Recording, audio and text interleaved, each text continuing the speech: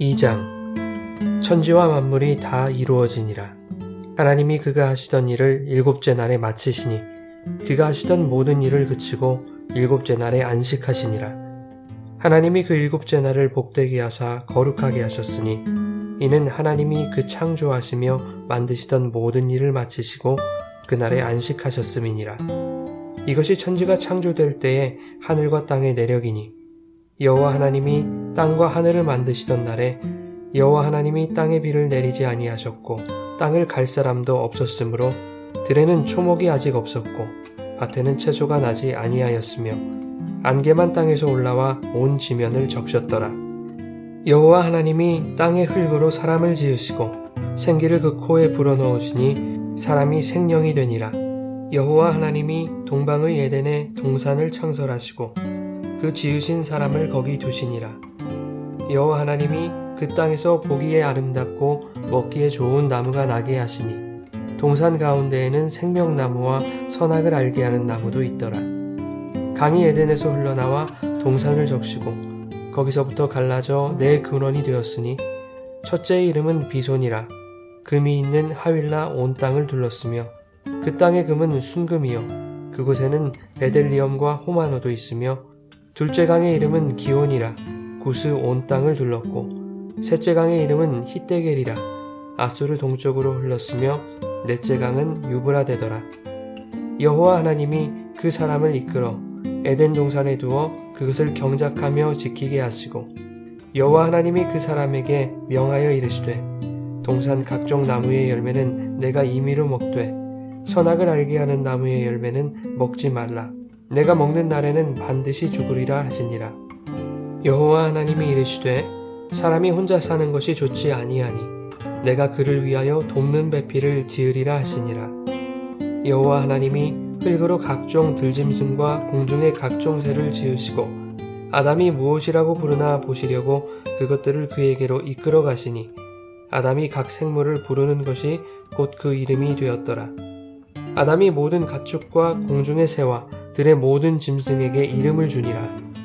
아담이 돕는 배필이 없으므로 여호와 하나님이 아담을 깊이 잠들게 하시니 잠들매 그가 그 갈빗대 하나를 취하고 살로 대신 채우시고 여호와 하나님이 아담에게서 취하신 그 갈빗대로 여자를 만드시고 그를 아담에게로 이끌어 오시니 아담이 이르되 이는 내 뼈 중의 뼈요 살 중의 살이라. 이것을 남자에게서 취하였은즉 여자라 부르리라 하니라. 이러므로 남자가 부모를 떠나 그의 아내와 합하여 둘이 한 몸을 이룰지로다. 아담과 그의 아내 두 사람이 벌거벗었으나 부끄러워하지 아니하니라.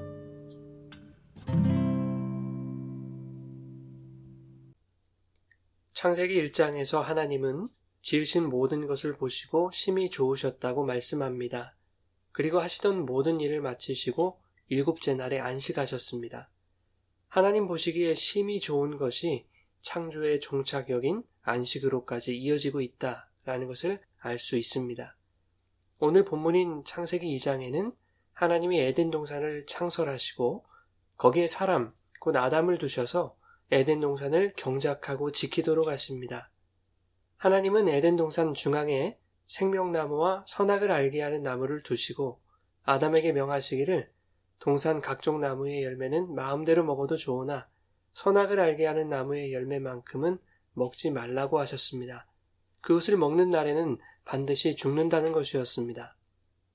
이 대목에서 많은 성도들이 불만을 갖죠. 의문을 갖습니다. 도대체 하나님은 왜 선악과 나무를 만드셨는가 하는 것입니다. 그런데 생각해보면 선악과를 따먹지 않으면 전혀 문제될 것이 없는 것 아니겠습니까? 인간들이 선악과 나무에 대한 의문과 불만을 가진다는 것은 어쩌면 선악을 알게 하는 나무의 열매를 따먹지 않는 것, 그것이 인간으로서는 불가능하다라는 것을 인간 스스로가 알고 있다라는 것을 방증하고 있는 것이 아닐까 생각됩니다. 인간은 언제든지 하나님의 말씀을 어길 준비가 되어 있는 존재들이다라는 것이죠. 하나님은 동산 중앙에 선악을 알게 하는 나무만 두시지 않았습니다. 생명나무도 함께 두셨습니다. 하나님이 분명히 말씀하시지 않았습니까? 선악을 알게 하는 나무 이외에 각종 나무의 열매는 임의로 먹어도 된다 라고 말씀하셨습니다. 그럼에도 불구하고 인간은 생명나무 열매에는 관심이 없었습니다. 하나님이 동산 중앙에 생명나무와 선악을 알게 하는 나무를 두신 것은 아담 이래 모든 인류는 생명나무 열매보다 선악과를 탐하는 존재임을 밝히시려는 것입니다. 즉 모든 인간은 선악과를 따먹고 죽을 수밖에 없는 존재, 하나님의 말씀을 거역하는 존재임을 창세기 서두부터 분명히 밝히고 계시는 것입니다. 그런데 선악을 알게 하는 나무의 열매를 먹는 날에는 반드시 죽는다 이렇게 말씀하시고는 다음 구절에 전혀 문맥상 어울리지 않는 말씀하십니다. 18절 보면 이렇게 말씀하죠. 여호와 하나님이 이르시되 사람이 혼자 사는 것이 좋지 아니하니 내가 그를 위하여 돕는 배필을 지으리라 하시니라. 여러분, 선악과 따먹으면 죽는다는 이 경고와 혼자 사는 것이 좋지 아니하므로 짝을 만들어 주시겠다는 말씀이 과연 어울린다고 생각하십니까? 우리가 내일 창세기 3장을 보시겠지만 심지어 하나님이 만들어주신 아내 그 하와가 권하여서 하나님이 먹지 말라고 신신당부하신 그 선악과를 아담이 먹지 않았습니까? 돕는 배필이 선악과 먹는 것을 도운 꼴이 돼버린 것입니다. 그렇다면 오히려 하나님은 아담이 혼자 살도록 놔두시는 편이 더 좋지 않았겠나 이런 생각도 충분히 해볼 수 있는 것이지요. 그러나 18절 말씀의 의미를 우리가 알게 된다면 내가 먹는 날에는 반드시 죽으리라 이 말씀 이후에 돕는 배필을 주시겠다고 하신 말씀이 얼마나 문맥상 매끄러운 흐름인지를 우리는 알 수 있게 될 것입니다. 하나님은 사람이 혼자 사는 것이 좋지 않다고 하셨습니다. 여기서 좋지 않다는 말은 1장 마지막 절에서 하나님이 그 지으신 것을 보시고 심히 좋았다 하신 말씀과 정확히 반대되는 말씀입니다. 즉 사람이 혼자 사는 것이 하나님 보시기에 좋지 않다면 그것으로는 안식에 이를 수 없다는 말이 되는 것입니다. 사람이 혼자 산다는 것은 단순히 아내나 남편 없이 독신으로 산다는 개념이 아닌 것이죠. 혼자라고 하는 말, 이 바드라고 하는 단어는 분리되다, 떨어지다 라는 의미입니다. 그래서 혼자 사는 것이 좋지 않다는 것은 무엇으로부터 분리된 상태가 좋지 않다라는 의미를 가집니다. 포도나무 가지가 포도나무에서 분리되면 살 수가 없습니다. 말라 죽습니다. 그것이 좋지 않은 것을 의미하는 단어입니다. 사람이 하나님의 말씀에서 벗어나는 것이 좋지 않다라는 것이죠. 먹으면 반드시 죽는다. 그러니 먹지 말라라고 하는 이 말씀에서 인간이 이탈될 것을 아신 하나님은 그것이 좋지 못함을 아시고 돕는 자를 주시겠다라는 것입니다. 우리가 흔히들 알고 있는 돕는 배필이라는 말은 단순히 배우자를 의미하는 것이 아닙니다.